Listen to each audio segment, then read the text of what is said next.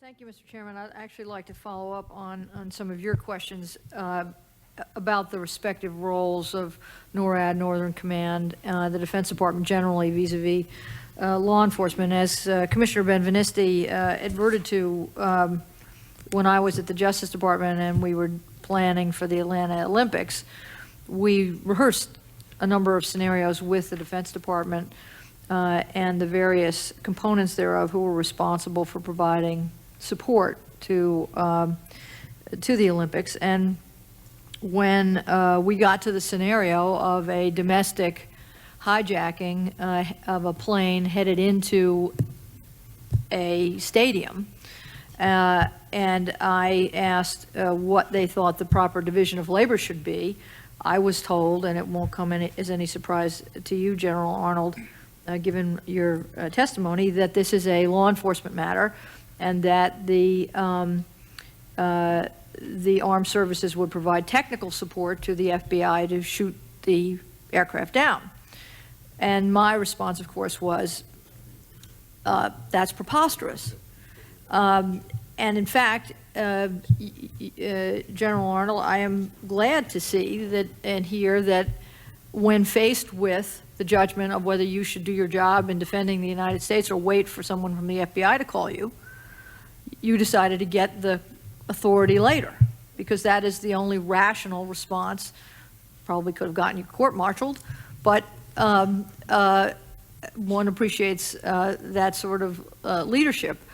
I say this because it is clear that before September 11th, we know that the Defense Department discussed for decades what the appropriate role of our military should be in defending the domestic United States. This was not a new question.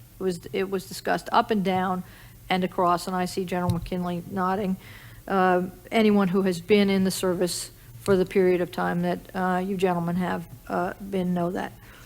And clearly, September 11th served, if anything else, if nothing else, to break the resistance that had occurred to having a different view of what the appropriate role of the military should be. So with that, with that background, I would like to just be very clear as to what has changed and what has not. As I understand it, the requirement of prior law enforcement request has been eliminated. Is that correct? We are able, under Operation Noble Eagle, which we are under presently, to respond to an event as a military entity, to be in position to support. We don't, as you said eloquently, we don't have time to wait anymore to launch our fighters. So we have to take proactive action to do that.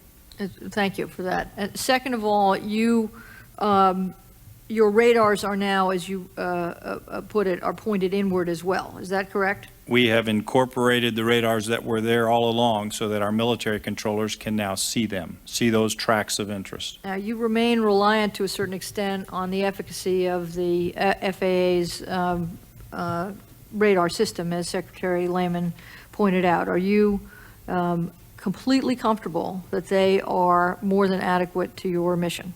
Ma'am, you're absolutely right. We are dependent upon the FAA. We are working closely with them and their programmers because there are some financial disconnects. The FAA looks at radar differently than the military does. They are optimizing their radar to control traffic for commerce. We, the military, need to see very specific data, which the FAA doesn't need. It costs money to do that. Our programmers, along with the FAA, have identified some disconnects in programmatics. And senior leadership is aware of those disconnects. We want to make sure the radars last so that this mission can be done properly and effectively. I would ask you to supply for the record, if you could, a statement of what would be necessary in the professional opinion of you and your colleagues to bring the FAA system, upon which you are now reliant, up to the standards that you think are required to defend the domestic United States. Yes, ma'am.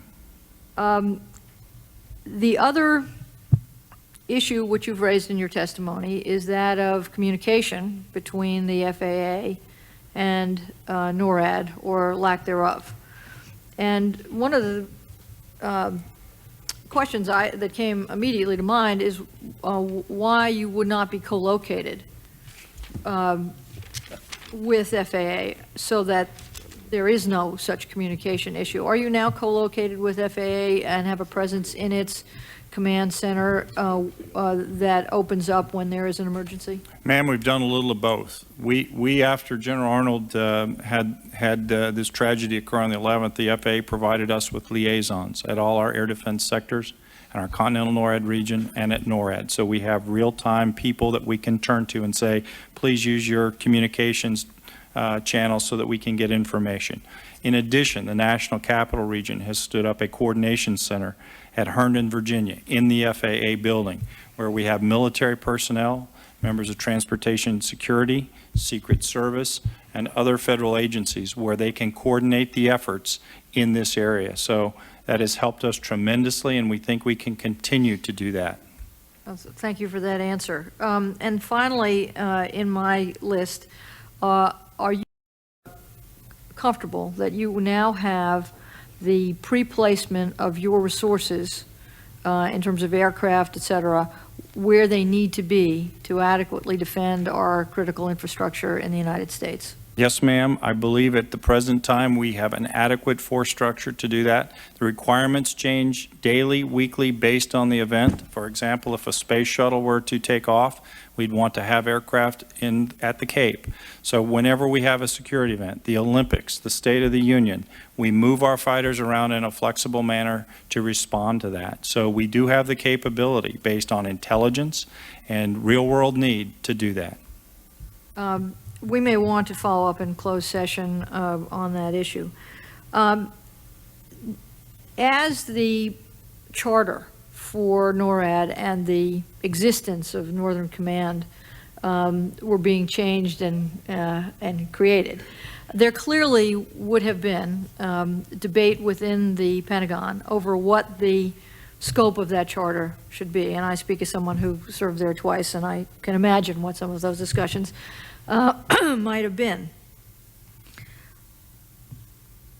What authorities were contemplated to be given to Northern Command that haven't been? And what authorities, if you were writing that charter on your own, would you give it?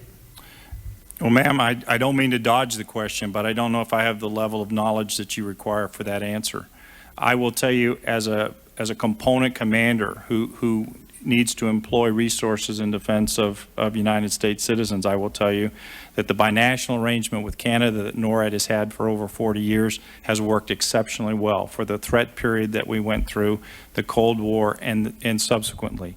The stand-up of Northern Command has given us the ability to now tailor our forces and to work with local law enforcement so that we can respond to a critical need far more quickly, and we do it in a joint fashion with Navy, Marine Corps, Army, our guardsmen, our reservists, and our United States Air Force. So the Northern Command framework, as I see it, and we're still in initial operating capability, will become fully operational capable when General Abarch says that they are. We are learning, we are training together and exercising together, and from my perspective, working exceedingly well. And one final question, General Arnold.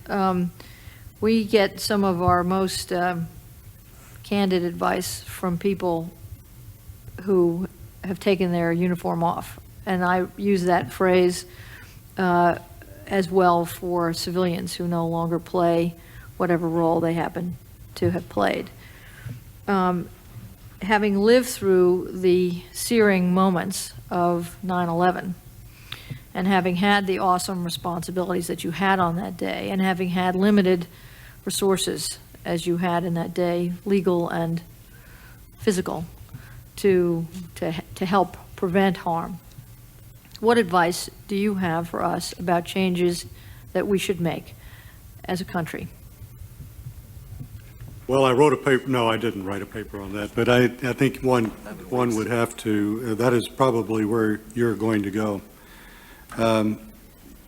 We're very fortunate that we have a country with so many resources. And let me point out, if I could, while you might there could be criticism of what we did in response. It worked pretty well in terms of the after-action reports.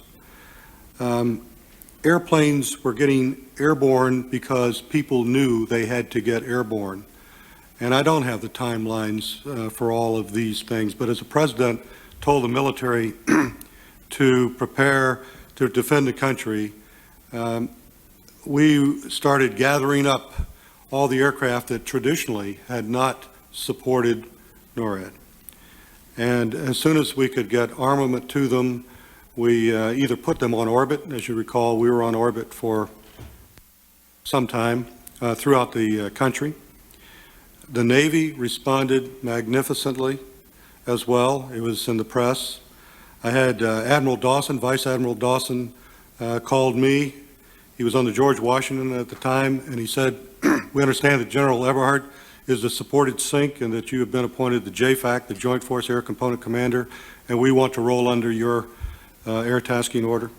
Had Admiral Vice Admiral Bucky of the 3rd Fleet, who was steaming the aircraft carrier towards the West Coast to do the same thing. So the system in terms of military cooperation worked tremendously well. I would also hasten to say that during the course of time as we were on orbit and our resources were extremely limited in many cases because we initially could not see even what the FAA could see, we used our very strained AWACS aircraft, our warning aircraft that are used all over the world.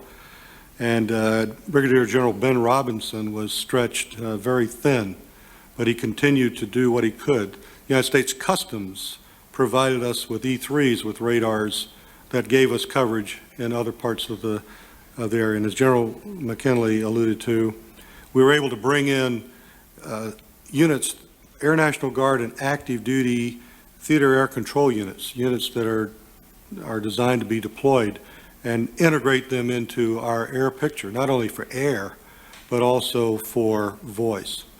So we did a lot of things early on, but the things that were missing, in particular, immediately were, number one, we couldn't see into the interior of the country. We couldn't talk to our aircraft that were airborne to the interior of the country, and we did not have a command and control system that would absorb the number of radars. And we were able to do that very rapidly. That coupled with the creation of the Department of Homeland Security and with the Northern Command has provided defense in depth to, in my opinion, to protect this country in a way that it has never been defended before. It's in depth at the present time. So it's, we need to continue down those avenues. I'm sure there are ways to improve it. I'm sure General McKinley will find those ways. General Eberhart is engaged in that as well. But I feel comfortable that we have done those things that we ought to have done in order to provide security before a certain hijacking would occur. And of course, God forbid, if that were to occur again, we are now positioned to be able to see, to be able to talk, to be able to provide command and control, and we have exercised repeatedly our capability to pass an order, a military order, down to the pilot in the airplane or the soldier next to his air defense artillery. Thank you very much.